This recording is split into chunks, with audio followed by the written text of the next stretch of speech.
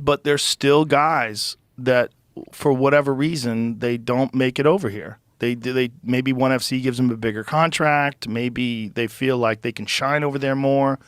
Maybe they have less stringent drug testing, which is a very big factor, an undeniable factor. If you have an organization that doesn't have something like USADA, or people showing up at your doorstep at 6:30 in the morning and waking you out of bed and making you take a piss test and making you take a blood test, then you don't know.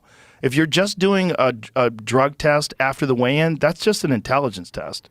That's just a scientific test. That's like, do you have a good team behind you? Right. Because the early days of the UFC, there was a lot of guys doing steroids, and they still passed drug tests because they knew how to cycle off, or when they got to the weigh-in and they knew what was getting tested for and whatnot. There was camps that had scientists that were involved in the camps.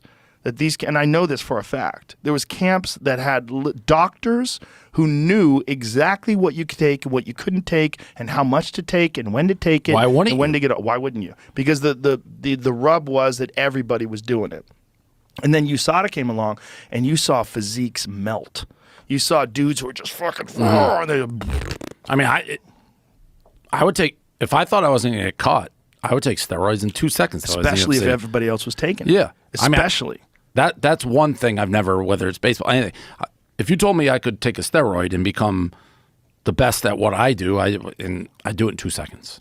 If you're in a sport where everybody's doing it, like if you're in a sport like bodybuilding, which you could say is a sport or not a sport, but, you know, because they're competing just based on the way they look. I think it's still a sport, but it's complicated.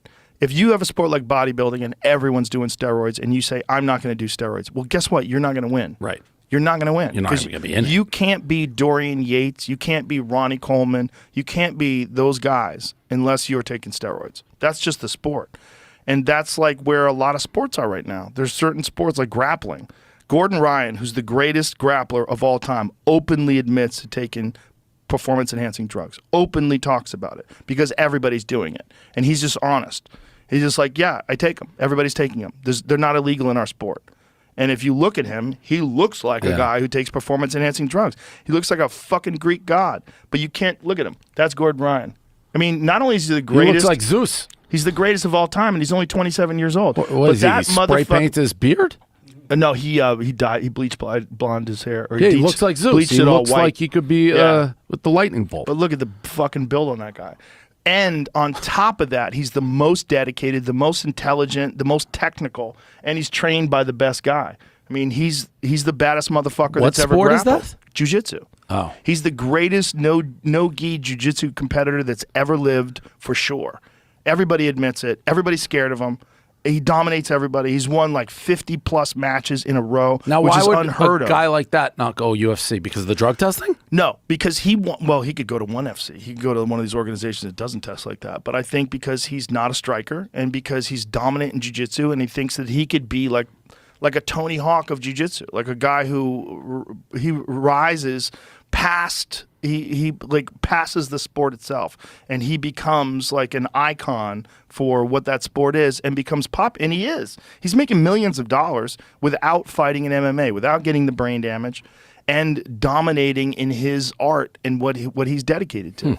I mean, you could say it's all performance-enhancing drugs, but that's not correct because it's also his tech. Everybody's doing it, and it's not everybody. There's some like younger guys like the Ruotolo brothers who are totally clean, but you know they're 19 years old in a lower weight class. But he's a heavyweight, and if you just look at all the elite guys in the sport, when you go to Abu Dhabi and you look at the best guys that are competing, so many of them are on shit. Most of them are on shit. Well, if you're not testing for it, you'd be a moron not to be on it. To be able to train every day the way a guy like Gordon does, and I mean every day. He trains 365 days a year. Christmas, birthday, fuck you, show up. Everybody shows up. And his coach, John Danaher, is not just one of the most brilliant guys that has ever coached anybody, but he's one of the most brilliant guys I've ever talked to. He was a professor of philosophy at Columbia and got obsessed with jiu-jitsu and started training and then teaching it and then became the greatest jiu-jitsu coach literally the world's ever known. And the two of them together are this unstoppable force. So to attribute all that just to performance-enhancing drugs is crazy. But to say that it doesn't play a part in it is also untrue. There's a factor because the way he's able to train one of the things, like if you are on performance-enhancing drugs, your recovery is way better. So you're able to train far more than someone who's not on those things. Yeah. On top of that, his nutrition's on point. On top of that, his recovery, all the stuff that he does to get better. I mean, he's doing everything. He's doing everything right, and you can't stop it. Never heard of him. He's the motherfucker, dude. I believe it just looking at him. He's the motherfucker. Everybody, like he has these. That's him when he was like 17. Oh yeah, well there you go. Yeah, yeah. To like whatever he's in his early 20s there. Yeah, for sure on some shit, and openly admits it. But so are the guys he's competing against. I know for a fact. The guy he's dominated guys that are also on performance enhancing drugs. This is like the bodybuilder conversation. Like you can't compete as a pro bodybuilder unless you are doing something. Your body's not supposed to be that big. Right. And there's also this acknowledgement, like you're doing very serious damage to your body. You're getting yourself dehydrated down to like 0 water and like 1% body fat. Do you follow bodybuilding? Very little.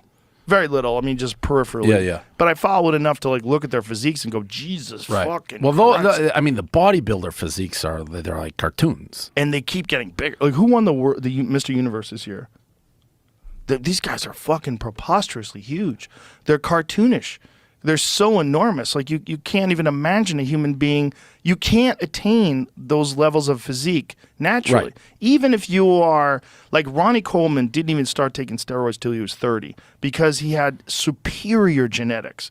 His genetics were off the chart. But when I had him on the podcast, he talked about it. He goes, I still couldn't beat the best of the best until I started doing steroids. But he talks about it very openly, about how it changed. But he was still, even up to the point when he was 30 years old, was phenomenal.